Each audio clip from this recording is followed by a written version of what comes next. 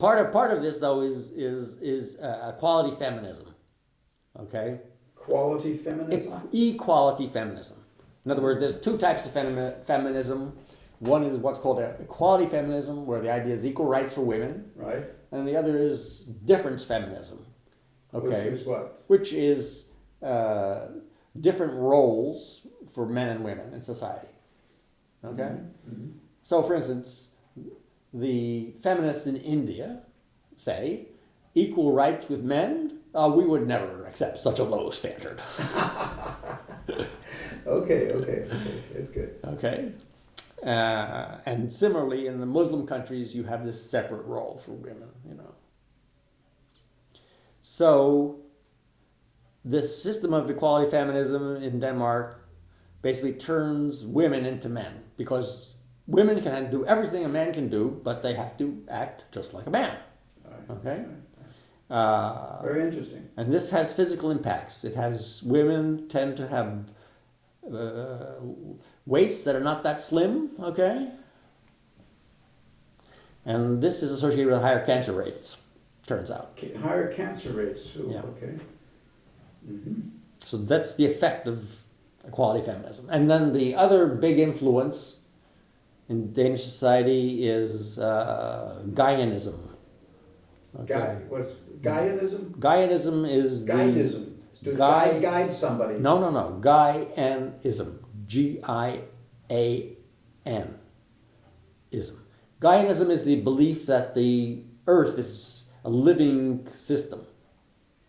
Okay? In other words, I've heard of the Gaia theory. That's Gaia theory. Then? Yeah. The Gaia theory says... And then in human civilization is supposed to be a cancer on the corpus, the earth. Right. That's one of the more extreme views, yes, that has been put forward by people at conferences and so on. Yeah. So I would say that this Gaianism, or you could call it ecologism, you know, or... I heard a criticism of that. A biologist working at the Danish zoological, the zoo, said that it was not science but morality. Is that your opinion? Yeah, it is basically a replacement, a modern, it's a more acceptable religious belief than a belief in God. The Gaia theory. The Gaia theory, yeah. Okay. This is, I would say, the leading... I thought it was a very exciting theory. I used it for a while everywhere to hit people on the head. Yeah, well, I am actually working on a book on global warming in which I analyze how this came about, okay? Mm-hmm. Mm-hmm. But I had a consulting job with what at that time was called the Research Center on Forest and Landscape, okay? Mm-hmm. And one of the findings from that study showed that the media system in Denmark is constantly promoting pessimism about the environment. Okay? Okay. That could be constructive, but it might be also destructive. No, it is destructive. Okay. I mean, because you are basically taking up... Is it possible to continually to say the truth all the time and that be destructive? Is that what you're trying to tell me? But what they're saying is not the truth. That's the point. They're talking about the threat to the environment, aren't they? Yeah. Okay. But the environment actually is not threatened as much as people worry about. Okay. Okay. Are you an adherent to this guy called Lombard? No. No, because I Lombard. think Lombard is actually... He's an anti-climate change advocate. Yes. No, he isn't. He actually accepts the idea that there is climate... but it's not man-made. No, he accepts that too. Oh, God. Okay. But he says, well, even if we accept that there is going to be this 3-degree temperature rise within 100 years, okay? Instead of spending a lot of money now on windmills and all this kind of stuff, what we should do is do research. Because the results of research will allow us to more effectively cope with this climate problem. Okay. You believe all that? What? Are you an adherent of his model for solving or the best way to act to respond to climate change? Well, I would be if I believed that there was a problem. You don't think there's a problem? There's no evidence of it whatsoever. Oh no. My God. No. Oh yeah, you surprised me. Go ahead, continue. No, basically my view on this is been put forward by an economist at UCLA. Okay. Good. And his analysis is that since the death of God in the West, okay. Since Friedrich Nietzsche. Well, not Nietzsche, but more important figures are Copernicus, that kicked us out of the center of the universe, okay, and then Darwin, that said, hey, you're not special beings, you're just smart apes. And then Freud, who said, well, you think you know what you're doing, but really you don't.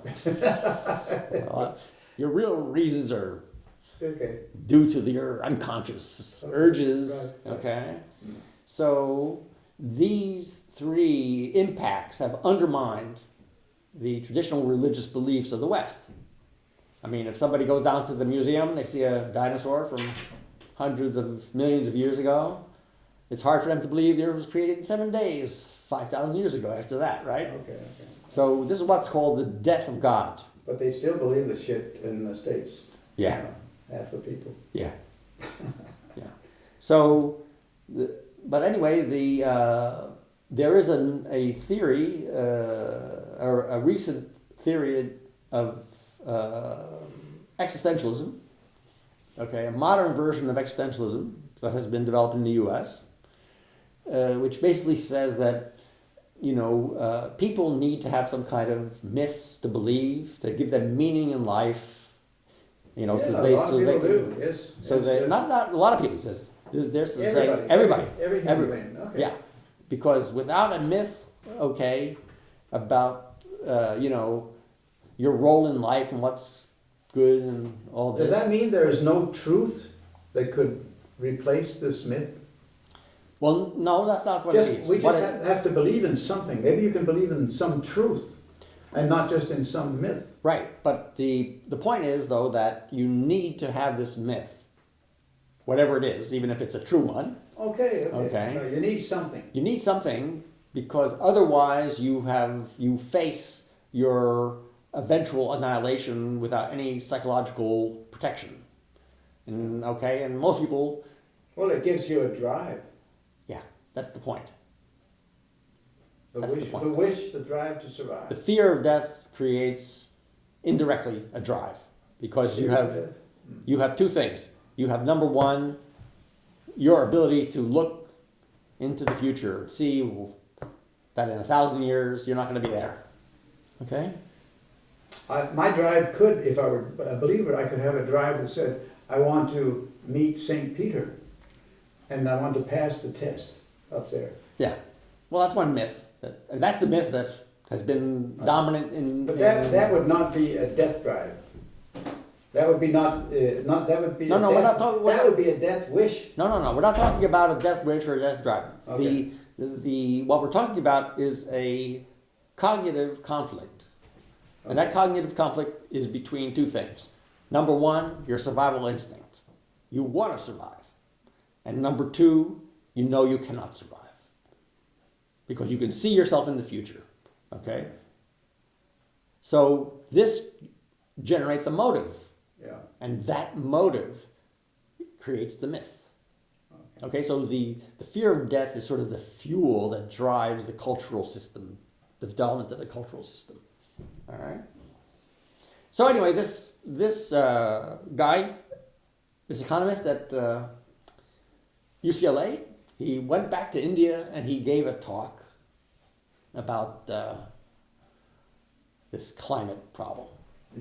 All right? And he said, well, since the death of God in the West, there has been a series of secular religions. Okay? In other words, a religion that claims to be science. That's a new age, what's called a new age religion. All right? Scientology. Yeah. And he said the first of these secular religions was the Enlightenment. Okay? Because what these New Age religions do is basically they retell the biblical story of the city on the hill, St. Augustine's city on the hill, okay? You know, where people fall into sin, then some are saved and the others too bad, right? So the Enlightenment was salvation, okay? That was the first salvation. Secular salvation. Yeah. And then the next one was Marxism, or Freudianism. Yeah. Okay, or both of those he considers to be secular religions. And the latest one, he says, is this belief in global warming. Okay, because that is a great way of generating meaning. I mean, just what could be more important than... But the others were religions, secular or not, of hope. Climate change is not hope, but death. Oh, sure. Actually death. No. Climate change is not hope. No. It is the end of the world. Climate change. That's why it is meaningful.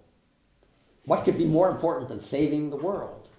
Okay, and if you're working to save the world, well, that's a very good thing for you to do, isn't it? So that's how it works. Yeah. Okay, so basically, I looked at this guy's theory, you know, and I said, well, this guy's an economist. What does he know? He's a what? An economist. Yeah. No, okay. I mean, you know, he's just making this stuff up. Right. Working for a bank. So I started to investigate whether this could be correct from a psychological standpoint. And it turns out there's real good data that says it is correct. Okay? So, but anyway, this belief is certainly the leading religion in Denmark right now. Okay? To save the world. To save the world from global warming, yeah. Okay. Yeah. I think it's my religion. Well, it is the religion of most people in Denmark, yeah. Okay. What's your religion? Well, I would say my religion, and it would be cosmism. Cosmism, cosmism? Yeah, because you see the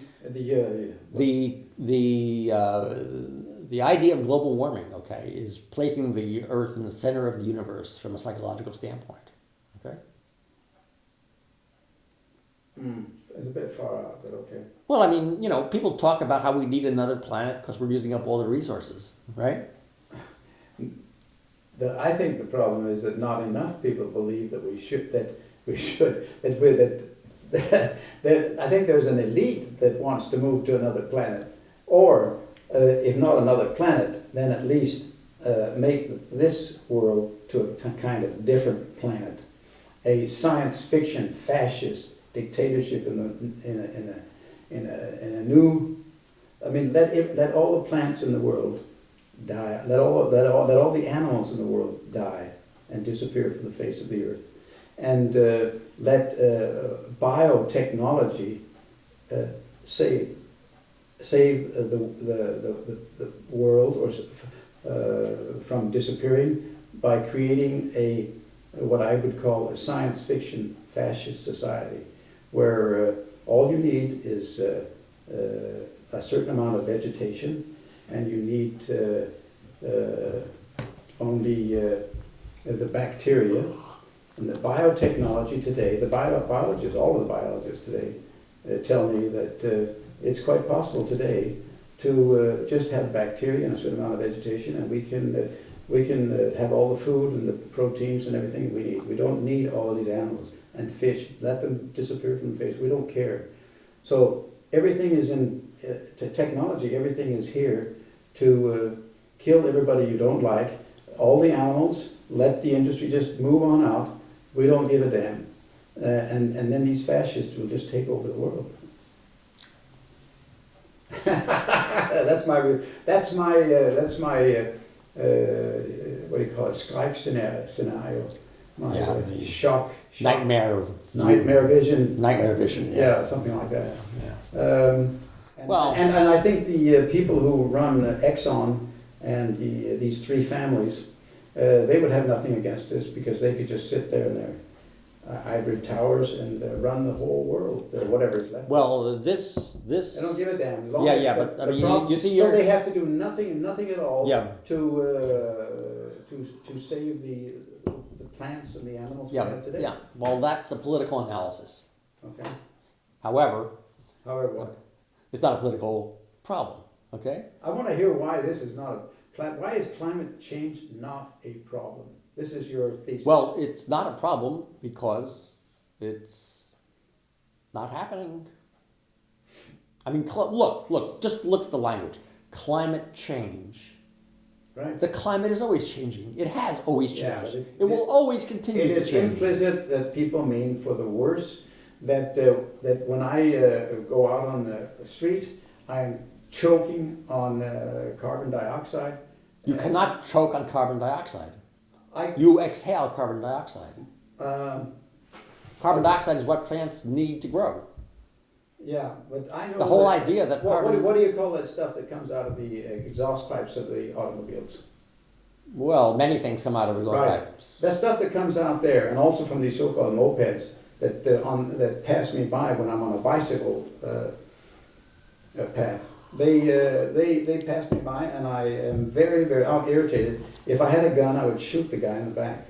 Or if I had a rotten egg, I'd throw it at him. Yeah, but that's not... That is not an intelligent way to respond. That is not... So instead of responding like that, I politically want these mopeds to get off these bicycle paths and do their driving somewhere. I want them to get away from my inhaling these fumes that they distribute. Yeah, but I mean, that is not related to global warming. You know, this is a local problem. Okay. To me, I'm not a scientist. I believe in until you have explained it otherwise to me. Yeah.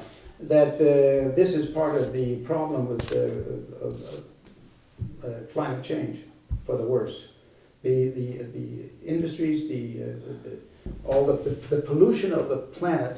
This is part of the pollution of the planet, and that's a problem. Yeah, but globally and for me personally. Well, that's you cannot. It is incorrect to talk about carbon dioxide as a pollutant. Okay, but does it? That doesn't have it. Okay, say something. Say something more about that.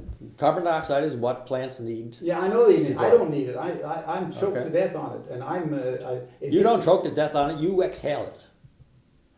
I should exhale it. You do exhale it. Okay. The stuff that comes out of these exhaust pipes, that bothers me. I got to get rid of that. That is. That's not carbon dioxide, huh? No. What's it called? Well, these are things. There comes no carbon dioxide out of an exhaust pipe of an automobile? Well, that would not affect you in any way because that's normal constituent of the atmosphere. The plants need it, but I don't need it. You need to exhale it. Yes, I need to exhale it when it's there. But why am I? No. You need to exhale it because that is produced by your body when you are using the fuel that you eat.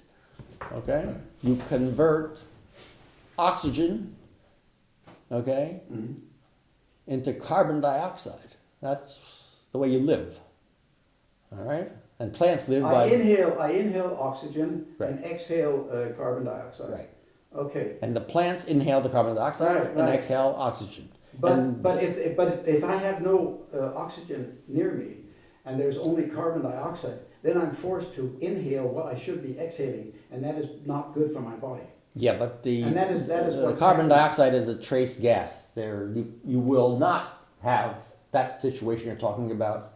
Hey, unless somebody locks you in it's very you see a lot of movies on the television about people committing suicide. They get inside their car, they make sure the exhaust pipes fumes go into the car, and then they die in there. That's carbon monoxide. That's something else. Actually, I should have said carbon monoxide all along. Yeah, but I mean the problems you get from these exhaust pipes is due to the fact that the fuel is not burned completely. That's what it is. Carbon monoxide is not unburned. It's unburned fuel. It's unburned fuel. And that is what is bad for you. Well, you wouldn't smell that. You cannot smell carbon monoxide. So, okay, but it's deadly. It is deadly, yes. But it is also unburned, because you can burn. Hey, is it also painless? Because if I decide... It is painless, yes. That means it's a good way to die. It is. That's why people use it. But I can't do... But the fumes from a car, to die that way, is that painless? Yeah. I mean... How come that I often sit in a bus that is leaking the fumes, they get into the bus somehow, and I feel like I'm choking to death on it. That's the unburned fuel. Okay. Well, I'm very happy. And there's also, what are called oxides of nitrogen, and, all these basically things that have not really been totally burned. That's why they use a catalytic. I'm very happy getting clarity on this. Yeah. It's very nice. Thank you. So, the reason you cannot treat this as a political problem, okay, what's that? is because the oil companies are also supporting people who are promoting global warming. Like, if you remember what was called Climate Gate, where somebody released the big load of emails from the Climate Research Center in the UK. Yeah. Well, one of the things that people were talking about in those emails is how they're going to get Shell to give them money. All right? So if the oil companies are promoting or trying to defeat this view of global warming, they wouldn't be giving the money to people who are promoting global warming, right? Mm. And that's why I'm saying it is a religious problem, not a political problem. Okay. Okay? Okay, great. You want to say any more on this? Well, that sort of pretty much beat the question of Gaianism to death, okay? Right. I mean, I can say a lot more about it, but I mean, that's not the topic, right? That's not the topic. Okay. Okay. So your next question. Okay, we've covered the bit on your influence of Danish social life and American social life. I don't know if we finished it on Danish, the influence on you on Danish social life. Did we get into that? I think so, yeah. Okay, great. Okay.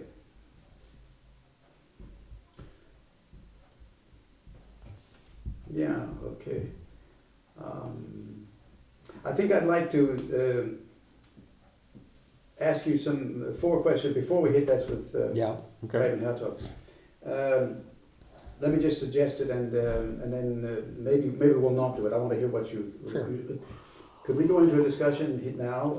I'll just about 4 things I'd like you to give me your comments on. Yeah.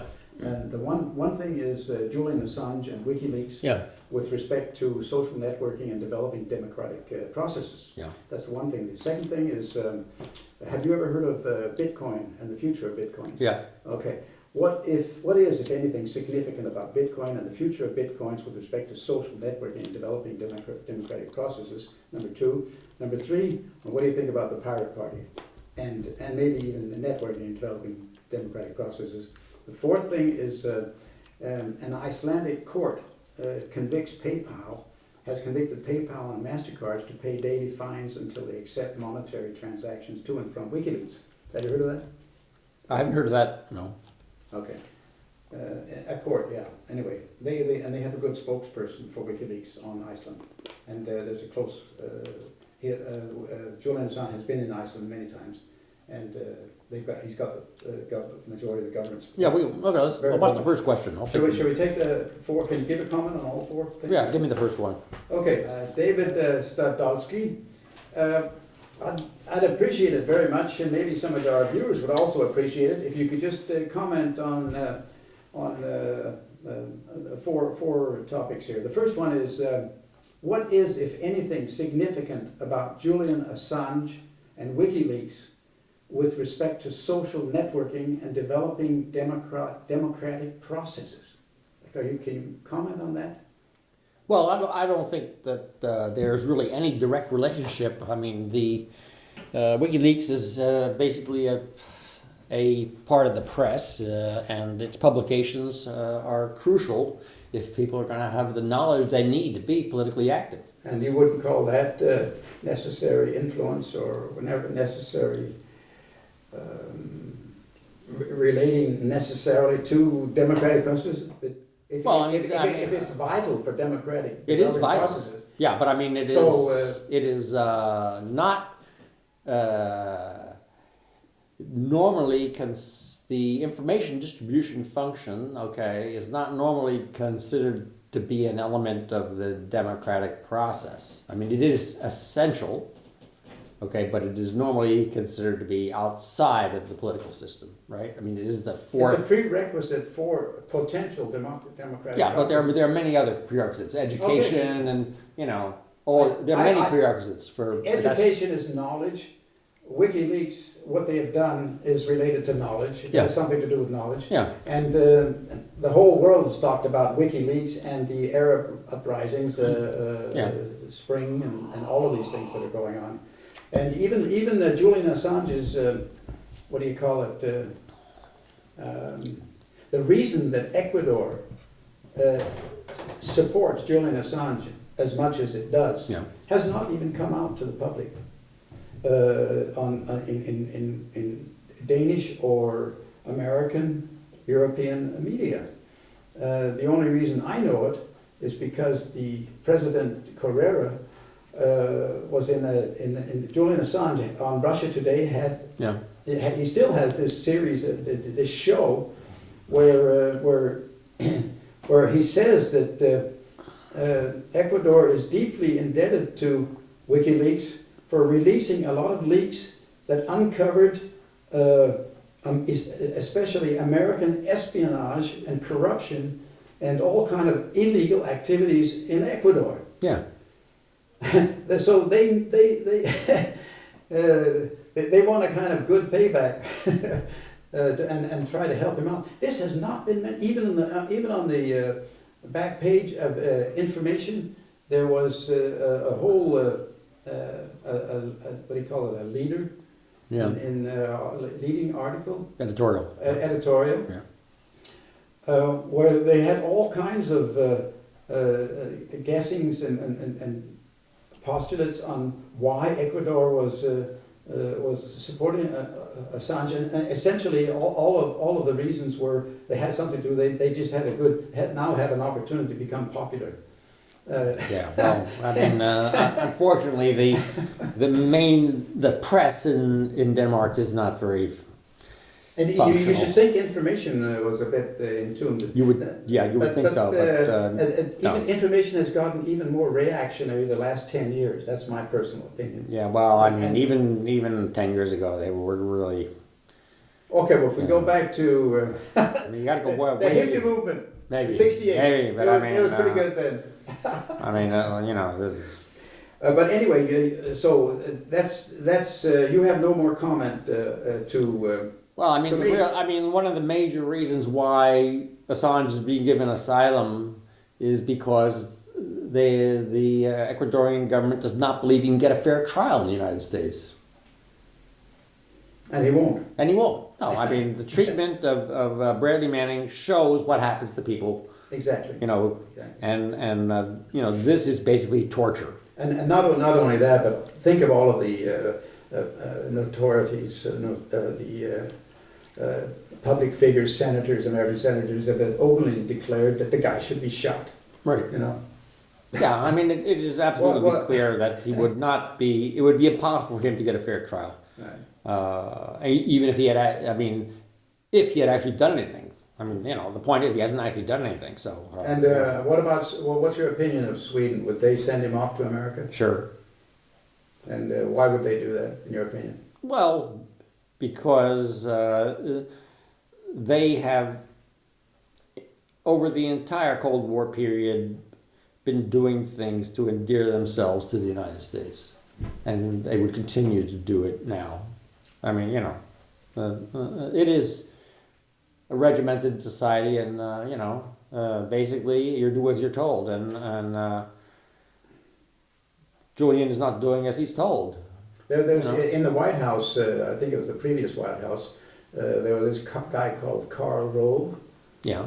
I think it was him or somebody else, but I think it was him that is said to have special relations with connections, personal and political connections with powerful people in Sweden. It wouldn't surprise me. And Karl Rove was actually, I think he was even he was indicted, and I think he was convicted too of some criminal offenses. But now he has been rehabilitated and is coming back into politics. Well, he never left politics. He evidently has the power to... I mean, he was... No, I mean, the U.S. is not